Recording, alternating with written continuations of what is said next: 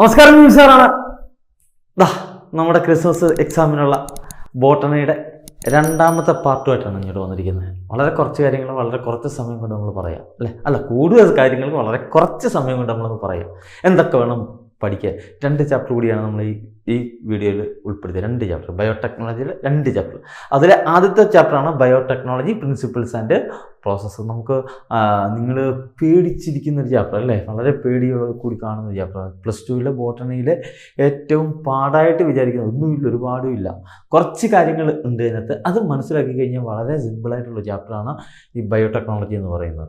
അപ്പോൾ ആ ബയോടെക്നോളജിയിൽ എന്തൊക്കെയാണ് പഠിക്കേണ്ടത്, എന്തൊക്കെയാണ് പരീക്ഷയ്ക്ക് ചോദിക്കേണ്ടതെന്ന് ഉള്ള ഭാഗവുമായിട്ടാണ് ഇപ്പം നമ്മളിവിടെ വന്നിരിക്കുന്നത്. മറ്റൊരു കാര്യം കൂടി എനിക്ക് പറയാനുള്ളത്, ഇത് ക്രിസ്തുമസ് എക്സാം ആണെന്നുള്ള ലാഘവത്തോടെ നിങ്ങൾ ഈ പരീക്ഷയെ കാണില്ല. പകരം ആനുവൽ എക്സാമിന് വേണ്ടി നമ്മുടെ ഒരു പ്രിപ്പറേഷനായിട്ട് വേണം നമ്മൾ ഈ ക്രിസ്മസ് എക്സാമിനെ അല്ലെ ബോർഡ് എക്സാമിന് വേണ്ടിയുള്ള ഒരു പ്രിപ്പറേഷനായിട്ട് വേണം നമ്മൾ ഇത് ഈ പരീക്ഷകളെ കാണുന്നത്. കാരണം ഇത് നമ്മൾ ഈ 3 ചാപ്റ്റർ എന്ന് പറഞ്ഞാൽ പഠിച്ചു കഴിഞ്ഞാൽ ബാക്കിയുള്ള പഠിച്ചാൽ മതി. നമ്മൾ അടുത്ത ആ രീതിയിൽ വേണം നിങ്ങൾ പഠിക്കാൻ. അതുകൊണ്ടാണ് നമ്മൾ ഈ ടോപ്പിക്സ്, ഇമ്പോർട്ടൻറ്റ് ടോപ്പിക്സ് എന്ന് പറഞ്ഞ സാധനങ്ങൾ അത് പരീക്ഷയ്ക്ക് കയറി മാറി ഒക്കെ ചോദിച്ചുകൊണ്ടിരിക്കുന്ന ഭാഗങ്ങളാണ്. അപ്പോൾ അതുകൊണ്ട് തന്നെ ആ ഭാഗങ്ങൾ കൃത്യമായിട്ട് തന്നെ പഠിച്ചോണം. ആനുവൽ എക്സാമിന് നമ്മൾ ജസ്റ്റ് ഒന്ന് നോക്കുമ്പോൾ തന്നെ നമ്മൾ പഠിച്ച കാര്യങ്ങൾ നമ്മുടെ മൈൻഡിലേക്ക് വരത്തക്ക രീതിയിലുള്ള പഠനം നമുക്ക് വേണം. അപ്പോൾ പഠിക്കാൻ വേണ്ടിയുള്ള ആനുവൽ എക്സാം, ബോർഡ് എക്സാമിനുള്ള ഒരു തയ്യാറെടുപ്പായിട്ട് തന്നെ നമ്മൾ ഈ എക്സാമിനെ കാണണമെന്നാണ് എനിക്ക് പറയാനുള്ളത്. ഓക്കെ, നമുക്ക് ബയോടെക്നോളജിയിൽ എന്തൊക്കെയാണ് നമ്മൾ പഠിച്ചുകൊണ്ട് പോകേണ്ടത്, എന്തൊക്കെയാണ് ഇമ്പോർട്ടൻ്റ് ഭാഗങ്ങൾ എന്നൊക്കെ നമുക്ക് നോക്കാം. ആദ്യം തന്നെ നമ്മൾ പറയുന്നത് tools of recombinant DNA technology. അത് മിക്കവാറും പരീക്ഷിക്കുക. What are the tools of recombinant DNA technology? Recombinant DNA ടെക്നോളജിയാണ് ശരിക്കും നമ്മൾ ഈ ബയോടെക്നോളജിയിൽ നമ്മൾ പഠിക്കുന്നത് ഡീറ്റെയിൽ ആയിട്ട് അല്ലേ. അപ്പോൾ അതിൻ്റെ ടൂൾസ് എന്തൊക്കെയാണ് അതിന് ഉപയോഗിക്കുന്ന ഉപകരണങ്ങൾ എന്നുള്ളത് നമുക്കറിയാം. റെസ്ട്രിക്ഷൻ എൻസൈംസ്, റെസ്ട്രിക്ഷൻ എൻഡോന്യൂക്ലിയസ് ആണ് പ്രധാനമായിട്ട് പങ്ക് വഹിക്കുന്നത്. DNA ഒക്കെ മുറിക്കാൻ വേണ്ടി നമ്മൾ ഉപയോഗിക്കുന്ന റെസ്ട്രിക്ഷൻ എൻസൈംസ്. അതുപോലെ തന്നെ പോളിമറൈസ് എൻസൈംസ് ഉണ്ട്. അതുപോലെ ലിഗേസ്, കൂട്ടിച്ചേർക്കാൻ സഹായിക്കുന്ന ലിഗേസ് ഉണ്ട്. അതുപോലെ വെക്ടേഴ്സിനെ ഉപയോഗിച്ചുകൊണ്ടാണ് നമ്മൾ റീകോംബിനന്റ് DNA ഉണ്ടാക്കുന്നത് അല്ലേ. അപ്പോൾ വെക്ടേഴ്സ് ഉണ്ട്. ഇത് കൂടാതെ ഹോസ്റ്റ് ഓർഗാനിസം അല്ലെങ്കിൽ ഹോസ്റ്റ് സെൽ, ആരിലേക്കാണ് ഇത് വെക്കേണ്ടത് അല്ലേ, ബാക്ടീരിയയിലേക്കാണ്. ബാക്ടീരിയ അപ്പം ഏതാണോ ഹോസ്റ്റ് ഓർഗാനിസം, ആ ഹോസ്റ്റ് ഓർഗാനിസം അല്ലെങ്കിൽ ആ സെല്ല്, ഇത്രയും ചേരുന്നതാണ് എൻ്റെ ആ ടൂൾസ്. അപ്പോൾ ടൂൾസ് ഓർമ്മ വേണം, എന്തൊക്കെയാണ് ടൂൾസ് എന്നുള്ള ഓർമ്മ വേണം, ചോദിച്ചിട്ടുണ്ട്. രണ്ടാമത്തെ ഓർക്കേണ്ടത് നമ്മളൊരു ഈക്കോ R1 എന്ന് പറയുന്ന ആ ടേം വന്നേക്കുന്നത് ശരിക്ക് ഈശ്വരേഷ്യ കൊളൈ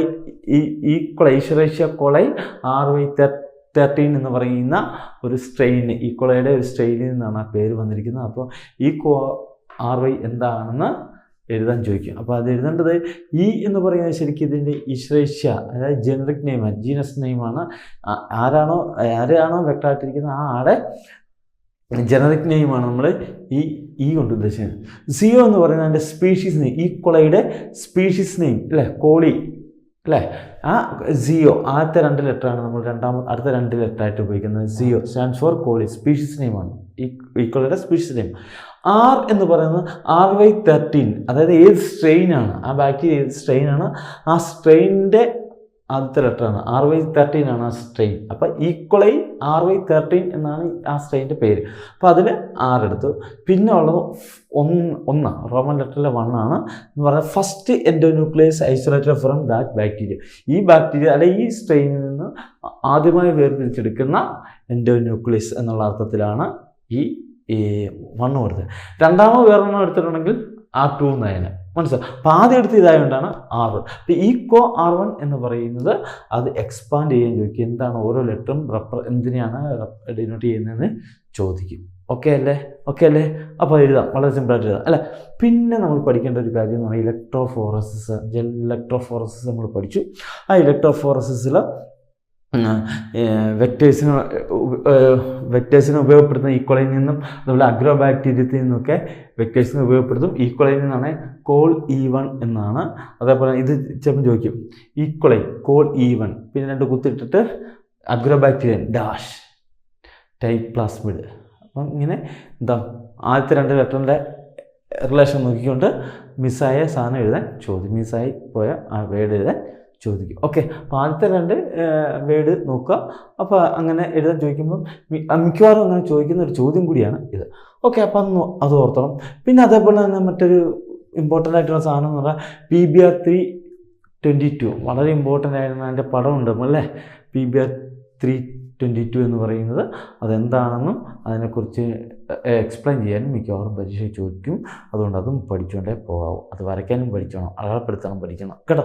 അപ്പോൾ അത് ഇമ്പോർട്ടൻ്റ് ആണ്, ചോദിക്കുന്നതാണ്. ദെൻ മറ്റൊരു പ്രധാനപ്പെട്ട സാധനം എന്ന് പറഞ്ഞാൽ ഫീച്ചേഴ്സ് ഓഫ് ക്ലോണിങ് വെക്ടേഴ്സ്. ഒരു ക്ലോണിങ് വെക്ടർ എന്ന് പറഞ്ഞാൽ അതിൻ്റെ ഫീച്ചേഴ്സ് എന്താണ്, അത് മിക്കവാറും പരീക്ഷയ്ക്ക് ചോദിക്കുന്നതാണ്, വളരെ ഇമ്പോർട്ടൻ്റ് ആണ്. ഒരു ക്ലോണിങ് വെക്ടറിൻ്റെ ഫീച്ചേഴ്സ് എന്തൊക്കെയാണെന്നുള്ളത് അത് പഠിച്ചുകൊണ്ടേ പോകാവൂ, പരീക്ഷയ്ക്ക് ചോദിക്കുന്നതാണ്. മറ്റൊരു കാര്യം ചോദിക്കുന്നത് steps in the process of recombinant DNA technology. Recombinant DNA ടെക്നോളജിയിൽ ഇൻവോൾവ് ചെയ്തിട്ടുള്ള സ്റ്റെപ്സ് 1 by 1 ആയിട്ട് നമ്മൾ പറയേണ്ടി വരും. അതിന് ഐസൊലേഷൻ DNA ഐസൊലേഷൻ ചെയ്യുന്നു, റെസ്ട്രിക്ഷൻ എൻഡോന്യൂക്ലിയസ് വെച്ച് ഡൈജസ്റ്റ് ചെയ്യുന്നു. ആ സ്റ്റെപ്പ് ബൈ സ്റ്റെപ്പായിട്ട് ആ DNA ടെക്നോളജി നമ്മൾ പറയണം. ഓക്കെ, ക്ലിയർ അല്ലേ? അത് ഇമ്പോർട്ടൻ്റ് ആണ്, മിക്കവാറും പരീക്ഷയ്ക്ക് ചോദിക്കുന്നതാണ്. Steps in recombinant DNA technology വളരെ വളരെ വളരെ വളരെ പ്രധാനപ്പെട്ടതാണ്. മറ്റൊന്ന് PCR പോളിമറൈസ് ചെയിൻ റിയാക്ഷൻ അല്ലേ, ആ PCR ചോദിച്ചിട്ടുണ്ട്, അത് പഠിച്ചോണം.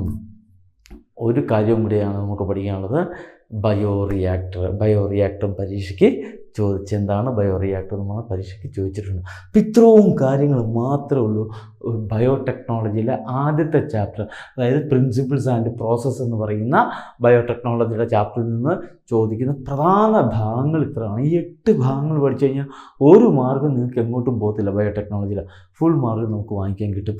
ക്ലിയർ അല്ലേ? എങ്കിൽ നമുക്ക് അടുത്ത ചാപ്റ്ററിലേക്ക് പോകാം. ബയോടെക്നോളജിയുടെ റെഡി അല്ലേ? ബയോടെക്നോളജി ആൻഡ് ഇറ്റ്സ് ആപ്ലിക്കേഷൻസ്, രണ്ടാമത്തെ ചാപ്റ്റർ അല്ലേ. കുറച്ച് കാര്യങ്ങൾ മാത്രമേ പഠിക്കാനുള്ളൂ നമുക്ക്. Biotechnology and its application. അതിൽ ഏറ്റവും ആദ്യം നമ്മൾ പഠിക്കുന്നത് അഗ്രികൾച്ചറിൽ എങ്ങനെയാണ് ബയോടെക്നോളജി ഉപയോഗപ്പെടുത്തുന്നത്. നമുക്കറിയാം അഗ്രികൾച്ചറിൽ നമ്മൾ ഒരുപാട് ജനറ്റിക്കലി മോഡിഫൈഡ് പ്ലാന്റ്സിനെ നമ്മൾ ഉപയോഗപ്പെടുത്തുന്നുണ്ട് അല്ലേ. GM ഫുഡ് എന്നൊക്കെ നമ്മൾ പറയാറുണ്ട്, കേട്ടോ. BT കോട്ടനെ, അത് ഫുഡല്ല കേട്ടോ, BT കോട്ടനെ, അതുപോലെ പെസ്റ്റ് റെസിസ്റ്റൻ്റ് ആയിട്ടുള്ള പ്ലാന്റ്സ്, ഇങ്ങനെ ഒത്തിരി കാര്യങ്ങളൊക്കെ നമ്മൾ ഉണ്ടാക്കിയെടുക്കുന്നുണ്ട്. അപ്പോൾ ഇതിൻ്റെ മെറിറ്റ്സും ഡീമെറിറ്റ്സും മിക്കവാറും ചോദിക്കാറുണ്ട്. എന്താണ് GM ഓർഗാനിസത്തിൻ്റെ, GM ഫുഡിൻ്റെ മെറിറ്റ്സ് ആൻഡ് ഡീമെറിറ്റ്സ്, അല്ല ജനറ്റിക്കലി മോഡിഫൈഡ് ഓർഗാനിസത്തിൻ്റെ, അല്ല ജനറ്റിക്കലി മോഡിഫൈഡ് പ്ലാന്റ്സിൻ്റെ മെറിറ്റ്സും ഡീമെറിറ്റ്സും എന്താണെന്ന് ചോദിക്കാറുണ്ട്. അതൊന്ന് പഠിച്ചോണം കേട്ടോ. പിന്നെ BT കോട്ടൺ എന്താണ്, എങ്ങനെയാണ് അത് ഉണ്ടാക്കുന്നത്, അതേപോലെ തന്നെ pest resistant plants, pest resistant അതായത് കീടങ്ങളെ റെസിസ്റ്റ് ചെയ്യാൻ കഴിവ് പ്ലാന്റ്സിന് കിട്ടും. എങ്ങനെ ശരിക്കും RNA ഇൻ്റർഫറൻസ് എന്ന് പറയുന്ന ഒരു ടെക്നോളജിയാണ് അവിടെ ഉപയോഗപ്പെടുത്തുന്നത്. RNA ഇൻ്റർഫറൻസ് എന്താണെന്ന് ചോദിച്ചിട്ടുണ്ട്. അപ്പോൾ RNA ഇൻ്റർഫറൻസ് ഓർത്തോണം, അതെവിടെ പെസ്റ്റ് റെസിസ്റ്റൻറ്റ് പ്ലാന്റ്സിൻ്റെ ഉൽപ്പാദനത്തിന് വേണ്ടിയാണ് നമ്മളിവിടെ ഉപയോഗപ്പെടുത്തുന്നത്. അപ്പോൾ ഈ 2 കേസ് BT കോട്ടൺ അതുപോലെ തന്നെ പെസ്റ്റ് റെസിസ്റ്റൻറ്റ് പ്ലാന്റ്സിൻ്റെ ഉൽപ്പാദനത്തിന് വേണ്ടി നമ്മൾ ഏതിനെ ഉപയോഗപ്പെടുത്തുന്നുണ്ട്, ബയോടെക്നോളജി ഉപയോഗപ്പെടുത്തുന്നുണ്ട്. അത് പരീക്ഷയ്ക്ക് ചോദിക്കുന്നതാണ്, മിക്കവാറും ചോദിക്കുന്നതാണ്. പ്രത്യേകിച്ച് BT ചോദിക്കും, അതുപോലെ തന്നെ RNA ഇൻ്റർഫറൻസ് എന്ന് പറഞ്ഞാൽ എന്താണെന്ന് ചോദിക്കും. മറ്റൊന്ന് മെഡിസിൻ്റെ നിർമ്മാണത്തിന് വേണ്ടി ബയോടെക്നോളജി ഉപയോഗപ്പെടുത്തുന്നുണ്ട്. അതിലേറ്റവും പ്രധാനപ്പെട്ട ഇൻസുലിൻ്റെ നിർമ്മാണമാണ്. അത് തന്നെ ചോദിക്കാറുണ്ട്. ജനറ്റിക്കലി എൻജിനീയർഡ് ഇൻസുലിൻ, അത് എക്സ്പ്ലെയിൻ ചെയ്യാൻ ചോദിക്കാറുണ്ട്. എങ്ങനെയാണ് ഇൻസുലിൻ ഉണ്ടാക്കുന്നത്, കൃത്രിമമായിട്ട് അല്ലെങ്കിൽ ജനറ്റിക്കലി എൻജിനീയറിംഗ് മുഖാന്തരം അല്ല ബയോടെക്നോളജി മുഖാന്തരം എങ്ങനെയാണ് ഇൻസുലിൻ ഉണ്ടാക്കിയെടുക്കുന്നത് ചോദിക്കാറുണ്ട്. പിന്നെ ജീൻ തെറാപ്പി അറിയാനുള്ള ജനിതക ചികിത്സയായിട്ട് ബന്ധപ്പെട്ട. ദെൻ മോളിക്കുലർ ഡയഗ്നോസിസ് എന്ന് പറഞ്ഞാൽ ചില രോഗങ്ങൾ തിരിച്ചറിയാൻ വേണ്ടി നമ്മൾ ജനറ്റിക് എൻജിനീയറിങ്ങിൻ്റെ സഹായം നമ്മൾ തേടാറുണ്ട്. PCR നമ്മൾ നേരത്തെ പറഞ്ഞില്ലേ, പോളിമർ ചെയിൻ റിയാക്ഷൻ PCR, അതുപോലെ റീകോംബിനന്റ് DNA ഉപയോഗിച്ചുകൊണ്ട്, അതുപോലെ എലീസ ടെസ്റ്റ് നേടുക, എൻസൈം ലിങ്ക്ഡ് സോർബന്റ് അസേ എന്ന് പറയുന്ന ഒരു മെത്തേഡാണ്. അത് വെച്ചുകൊണ്ട് ആൻറ്റിജൻ്റെയോ അല്ലെങ്കിൽ ബോഡിയിൽ ഉണ്ടാക്കപ്പെടുന്ന ആൻറ്റിബോഡിയുടെ പ്രസൻസ് മനസ്സിലാക്കുന്ന ഒരു സംവിധാനമാണ്. നമ്മുടെ HIV ഉണ്ടോ എന്ന് അറിയാൻ വേണ്ടി പ്രധാനമായിട്ടും ചെയ്യുന്ന ഒരു ടെസ്റ്റ് എലീസ ടെസ്റ്റാണ്. അപ്പോൾ ഇതൊക്കെ ആ മോളിക്കുലർ ബേസിസ് നമ്മൾ ഉപയോഗപ്പെടുത്തുകയാണ്. ഡയഗ്നോസിസിന് വേണ്ടി ഈ ബയോടെക്നോളജിയെ നമ്മൾ മോളിക്കുലർ ഡയഗ്നോസിസിന് വേണ്ടി നമ്മൾ ഉപയോഗപ്പെടുത്തുന്ന കാര്യങ്ങളാണ്. മറ്റൊന്ന് പ്രധാനമായിട്ട് ഓർക്കേണ്ട ട്രാൻസ്ജനിക് ആനിമൽസ് എന്ന് പറഞ്ഞാൽ നമ്മൾ ജനറ്റിക്കലി മോഡിഫൈഡ് പ്ലാന്റ്സ് പറഞ്ഞില്ലേ, BT കോട്ടൺ, അതേപോലെ തന്നെ ജീനിലൊക്കെ മാനിപ്പുലേഷൻ നടത്തി ഒരുപാട് റാറ്റിനെയും അതുപോലെ തന്നെ റാബിറ്റിനെയും ഒക്കെ ഉണ്ടാക്കിയിട്ടുണ്ട്. അങ്ങനെ ഉണ്ടാക്കിയെടുക്കുന്ന ജീവികളെ പറഞ്ഞ പേരാണ് ട്രാൻസ്ജെനിക് അങ്ങനെയുള്ള ആനിമൽസ് പറയുന്നത് ട്രാൻസ്ജെനിക്. അത് നമുക്ക് കൂടെ പഠനങ്ങൾ നടത്താനൊക്കെ നമ്മളത് ഉപയോഗപ്പെടുത്താറുണ്ട്. മരുന്നുകളുടെ നിർമ്മാണത്തിന് വേണ്ടി നമ്മൾ ഉപയോഗപ്പെടുത്താറ്. അങ്ങനെ പല ആവശ്യങ്ങൾക്ക് വേണ്ടി ഇത് ഉണ്ടാക്കിയെടുക്കുക. അത് പഠിച്ചോണം. ട്രാൻസ്ജെനിക് ആനിമൽസ് എന്താണെന്ന് ചോദിച്ചിട്ടുമുണ്ട്. ഒരു കാര്യം കൂടിയാണ് ചാപ്റ്റർ ഓർക്കേണ്ടത്, ബയോപൈറസി. എന്താണ് ബയോപൈറസി? ബയോപൈറസി എന്ന് പറയുന്നത് ഈ ബയോഡൈവേഴ്സിറ്റി അതുപോലെ തന്നെ ലോക്കലായിട്ട് എന്താണ് അവിടുത്തെ ട്രഡീഷണൽ ആയിട്ടുള്ള നോളജിനെയൊക്കെ മറ്റുള്ളവർ മിസ്യൂസ് ചെയ്യുക. നമ്മളിവിടുത്തെ ഇവിടുന്ന് ഒരു ജീവിയെ എടുത്തുകൊണ്ട് അമേരിക്കയിലോട്ട് പോകാമെന്ന് പറഞ്ഞാൽ അത് നടക്കുന്നത്. അത് ബയോപൈറസിയാണ്. അപ്പം തിരിച്ചിങ്ങോട്ട് കൊണ്ടുവരുന്നത് അങ്ങോട്ട് കൊണ്ടുവരുന്നതൊക്കെ ഒത്തിരി പ്രശ്നങ്ങളുണ്ട്, ഒത്തിരി ഘട്ടങ്ങളുണ്ട്. അതൊക്കെ കഴിഞ്ഞിട്ട് കൊണ്ടുവരും, അല്ലെങ്കിൽ അത് ബയോപൈറസിയുടെ പരിധിപ്പെടും. ഇപ്പോൾ അതുപോലെ ട്രഡീഷണൽ നോളജ്.